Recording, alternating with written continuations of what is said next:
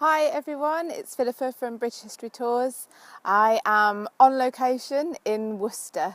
Worcester's not very far from me, but I have to admit, and I think this is probably the same for a lot of people, we don't always see what's on our doorstep.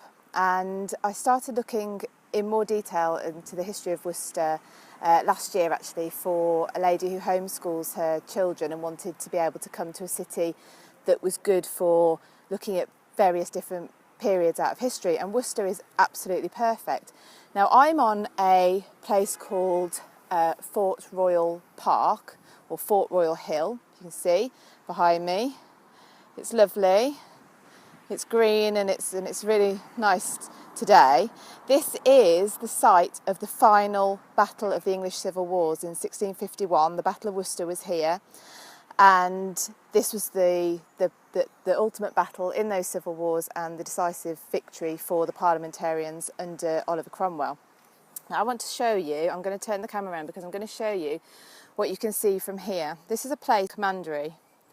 So you can see down there, that's the commandery. Now the commandery was the headquarters of the royalist forces, and this is why this is called Fort Royal, the place that I'm standing on.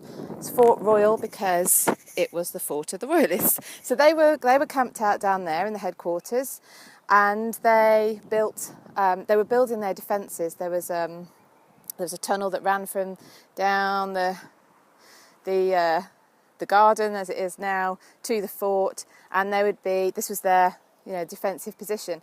However, they hadn't finished the defences by the time Oliver Cromwell's forces met them here, and they lost. Now, if you can see, behind, you can also see Worcester Cathedral, and through that tree, you can see the tower. Now, that's the tower of Worcester Cathedral. That is where Charles II, who would become, is supposed to have watched the battle here on this hill.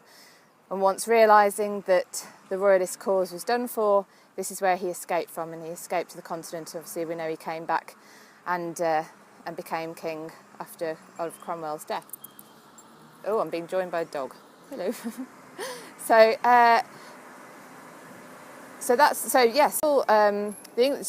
Worcester is extremely important for the history of the English Civil Wars, and the commandery in particular.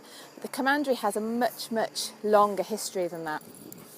It was originally called St Wolstan's Hospital. I mean, obviously it's developed and it didn't look quite like that at the time. Now, St Wolstan was the Bishop of Worcester.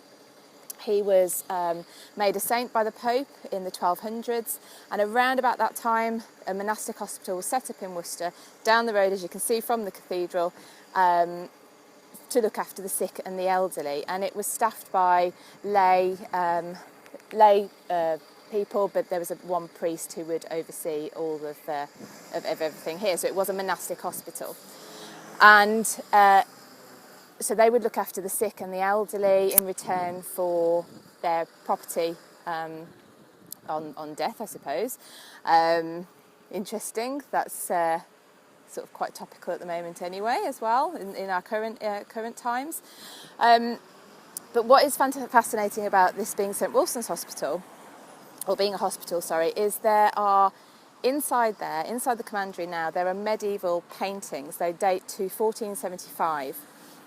And they are really vivid, and they are of the saints. And so basically anyone who is in there sick, in pain, disease, whatever they're in there for, they could pray to the saints, whose pictures were all over the walls and the ceilings. And it's amazing, and they're still really vivid. And the reason they're vivid is because, being a monastic hospital, the hospital came under the dissolution of the monasteries under Henry VIII, and it was closed in 1540. Now, obviously, with the dissolution of the monasteries and monastic houses such as these were supposed to be wiped out, and these paintings were whitewashed over. They were only discovered again in 1935 when what is now the commandery became a print works, and they started doing some renovations and found the paintings. So they are still there, and if you'd like to have a look at what they look like, I've put a video of the of those paintings. It's on our YouTube channel if you look at British History Tours on YouTube, and if I haven't, I will put it on the Facebook page a bit later on as well, because they are amazing. So they're really, really worth having a look at. But right, well, for now that's it for today. So I just wanted to introduce you really to Worcester and why Worcester would be a great place to come and have a day out. We've got the park. Obviously, on a nice day like today, that's perfect. You've got the commandery. You can see how close, the camera around again, you can see how close behind Worcester Cathedral is. From the cathedral, you can go and see the Guildhall. There's a house called Greyfriars, which is a Tudor merchant house. Somewhere called the Tudor House, which goes through the Tudor history, but also the history of Worcester during the Second World War. There's so much to see and do. If you are interested in knowing a bit more about it, there's a podcast about Worcester that I've put on iTunes. If you look at British History Tours, you can look it up under my name, Philippa Bruhl. There's a podcast I've put on there about Worcester, and I also have a travel guide which you can download from the website, which has all about Worcester and why you'd want to come, and what to see when you're here as well. So, well, bye for now. I'll speak to you soon. Bye.